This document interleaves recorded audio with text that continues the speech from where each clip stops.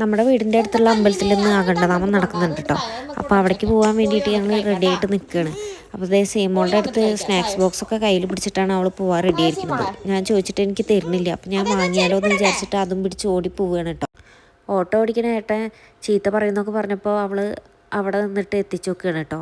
അപ്പോൾ എനിക്ക് വേഗം സ്നാക്സ് ബോക്സൊക്കെ തന്നു. അമ്പലത്തിലെത്തിയപ്പോൾ അതേ അമ്മയും ചേച്ചിയൊക്കെ മുന്നിൽ കുട്ടികളായിട്ട് നടന്നുകൊണ്ട് കേട്ടോ. എനിക്ക് കമ്പനിക്ക് ഇതാ ദച്ചുണ്ട്. അപ്പോൾ ദച്ചു ഞാനും കൂടിയിട്ട് വീഡിയോ ഒക്കെ എടുത്തിട്ട് പതുക്കെ വരിക. അമ്പലത്തിൻ്റെ അകത്തേക്ക് കടന്നപ്പോൾ അത്യാവശ്യം നല്ല തിരക്കുണ്ട് കേട്ടോ. ഞങ്ങൾ അമ്പലത്തിൻ്റെ അകത്തൊക്കെ കയറിപ്പോയി തൊഴുതു. പിന്നെ അതാ പുറത്ത് ഇങ്ങനെ അമ്പലത്തിനോട് ചേർന്നിട്ട് തന്നെ പന്തലൊക്കെ ഇട്ടിട്ടാണ് ഈ നാമജപവും കാര്യങ്ങളൊക്കെ നടക്കുന്നത്.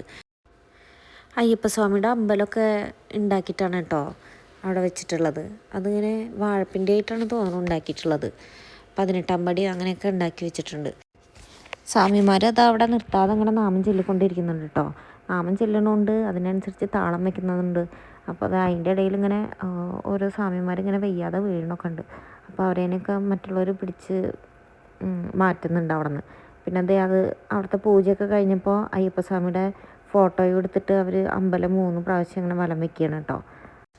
സ്വാമിമാർ ചെയ്യുന്നത് കണ്ടിട്ട് അതേപോലെ സീമോളും അവിടെ നിന്നിട്ട് കയ്യൊക്കെ കൊട്ടുണ്ടായിരുന്നു.